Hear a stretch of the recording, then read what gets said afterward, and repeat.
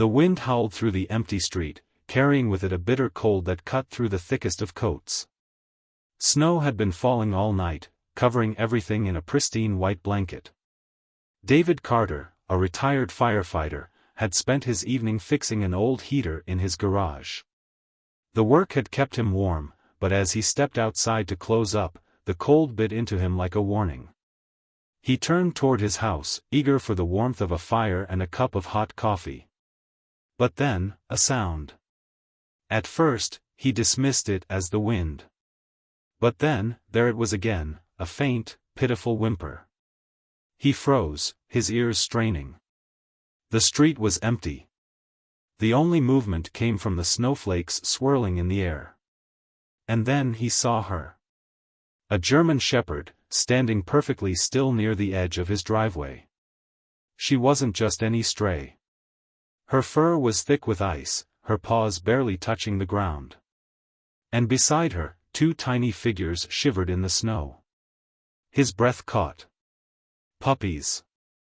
Something wasn't right. She wasn't barking. She wasn't growling.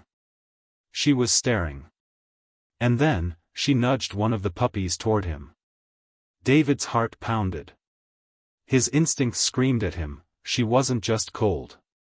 She was desperate. But why?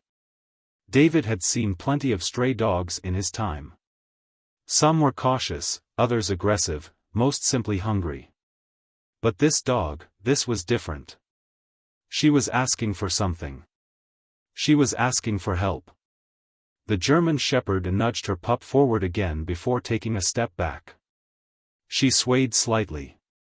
She was weak. Exhausted. Freezing to death. David hesitated only for a moment. Then, instinct took over. He moved forward cautiously, crouching to the dog's level. "Hey there, girl.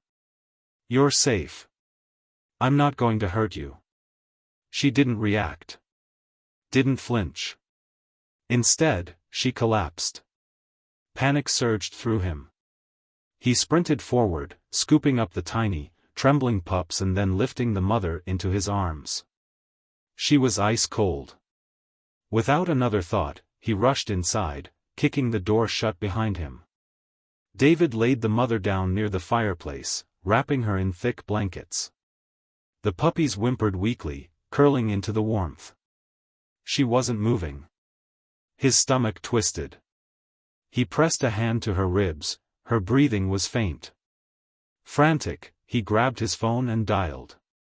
Sarah, his vet friend, answered groggily. "David? It's 3 a.m. "I need your help," he said, voice tight. "A German shepherd and her pups, she's hypothermic." "What do I do?" Sarah was fully awake in an instant. "Keep her warm. Rub her legs, get the circulation going. If she doesn't respond soon, we might lose her." David did exactly that.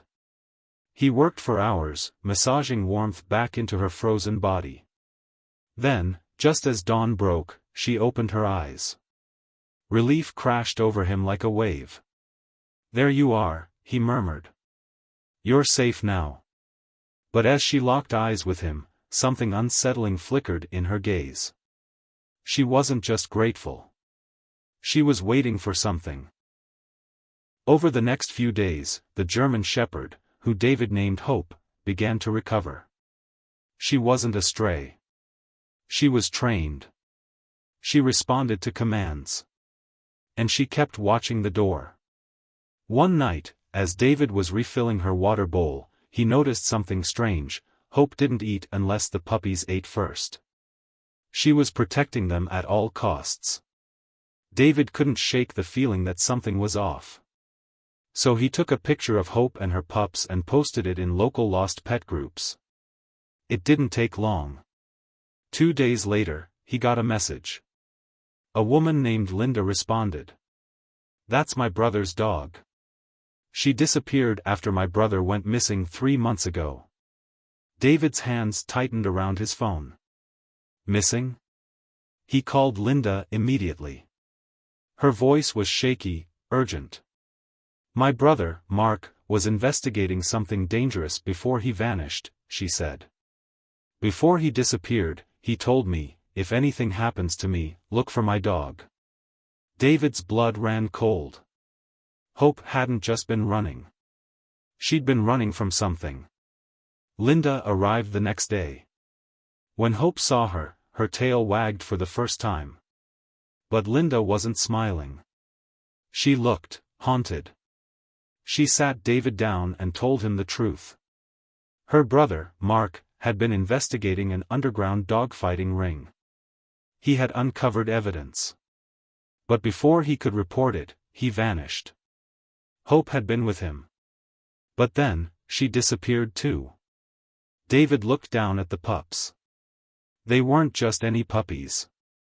They had been born inside that nightmare. Hope had escaped, carrying her babies with her.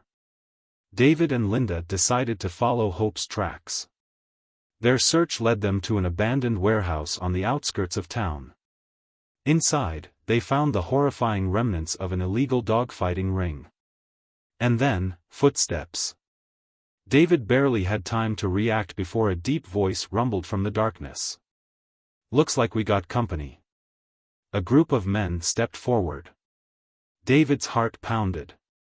He was in danger. Then, before anyone could move, Hope growled. The men hesitated. Hope didn't. She lunged. David and Linda seized their chance. Linda dialed 911 while David fought off the attackers. Moments later, sirens wailed in the distance. The criminals scattered. The police arrived. And the operation was shut down for good. Weeks later, everything changed. Hope and her puppies were safe. The police were still searching for Mark, but his work had led to justice. And David? He had started the night as just another man closing his garage door. But he had ended up saving lives. Because sometimes, fate doesn't knock, it stands frozen in the snow, waiting for you to answer. If this story touched your heart, don't forget to like this video. Share it with your friends. Subscribe for more incredible real-life stories. Because sometimes, one small decision can change everything.